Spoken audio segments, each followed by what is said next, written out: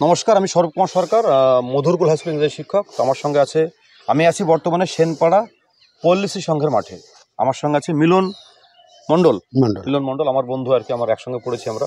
তো আমি এই ভিডিওতে দুটো ইন্টারভিউ নেবো, এটা মিলনের নেবো, তারপরে আমি নজরুলে নেবো। নজরুল এবং মিলন এরা খুব বন্ধু, একই সঙ্গে এই মাঠে আসে আর কি। এই মাঠে প্রচুর খেলাধুলা হয়, ওরা একদম সকালে উঠে প্রত্যেক দিনের কাজ আর কি। তো মিলনের যেটা অবাক লাগছে, মিলনের ওয়েট অনেক বেশি ছিল আর কি। প্রায় কত কিলো ছিল? 84-85 কিলো ওজন ছিল। সেই ওয়েটটা কিন্তু অনেকটা কমে ফেলেছে। সেইটা আমি মিলনের মুখ থেকে ওর নিজের এক্সপিরিয়েন্স শুনবো যে কি করে ও ওয়েটটা কমালো, এবং ওর শারীরিক অনেক সমস্যা ছিল, সেটা ওর মুখ থেকে শুনবো, যে ওর নিজের অভিজ্ঞতা বলবো। মিলন, তুই বল। আর মিলন আমার বন্ধু বলে নিতে করছে আর কি। হ্যাঁ, কোনো অসুবিধা নেই, একসঙ্গে প্রশ্ন করেছি। যাই হোক, মানুষকে আমি মনে করি সুস্থভাবে বাঁচতে হলে, আমি মনে করি মানুষকে সুস্থভাবে বাঁচতে হলে অ্যাকচুয়াল শরীর চর্চা করতে হবে। এই শরীর চর্চা ছাড়া বা যোগ ছাড়া আর বাঁচা সম্ভব না বর্তমানে। তা আমি 2022 সালে আমার ওজন 85 কিলো, শরীরে প্রচুর ফ্যাট, এমনকি প্রচুর প্রেশার ছিল, এমনকি আমার হার্ট ব্লকেজ হয়ে আসছিল, স্পন্ডেলাইটিস, অনেক কিছু আমি সমস্যায় ভুগছিলাম।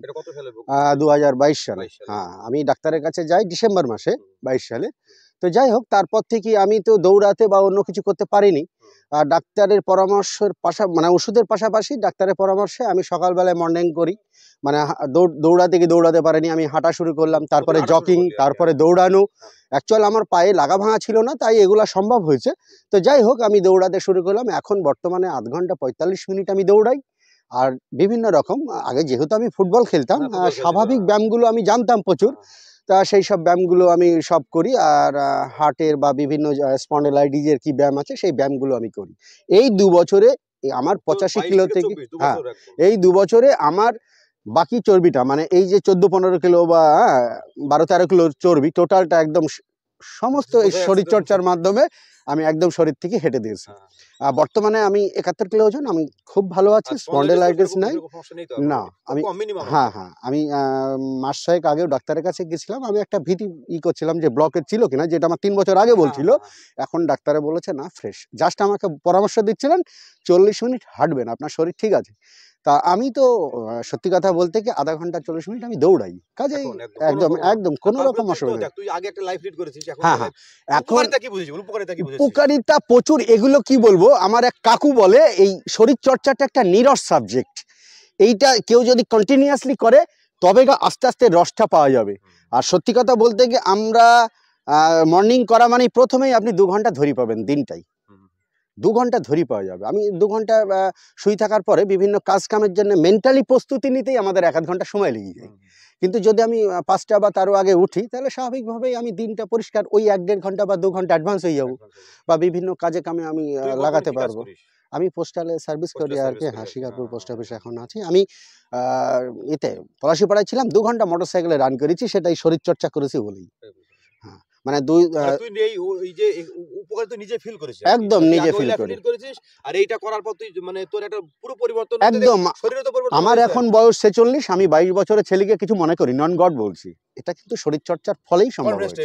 একদম, মানে এইরকম মনের স্পিডটা চলে এসছে যে আমি 18-22 বছরের, একদম।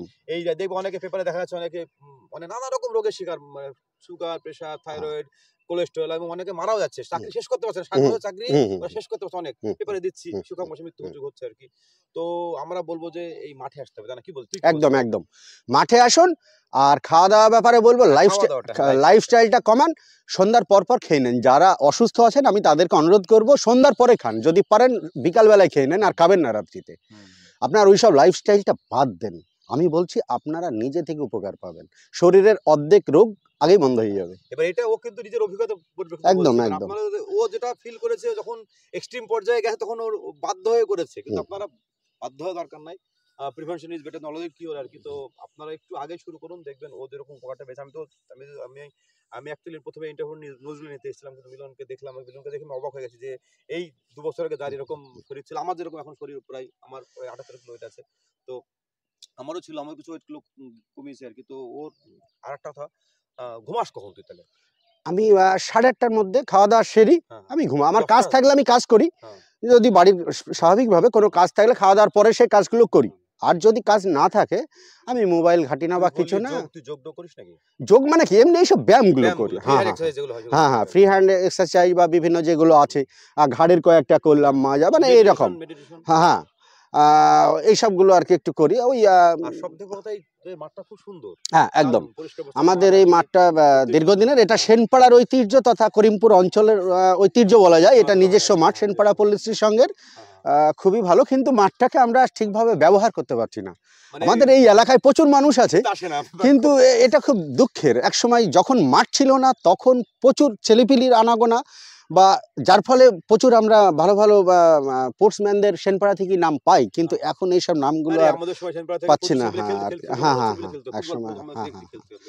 এখন সেই জায়গাটা তো যাই হোক, এসব হয়তো যুগের সঙ্গে তাল মিলাইতে গিয়ে, যেহেতু কম্পিউটারের যুগ, এই তার সঙ্গে তাল মিলাইতে গিয়ে একটা সাইড বন্ধ হয়ে যাচ্ছে, আর একটা সাইড হয়তো তুই উন্নত হচ্ছে। আমি বলবো যে তোর এই যে 12 থেকে 13 কিলো ওয়েট কমলো, তার একদম জিস্ট রেসিপি তুই দর্শকদের বল।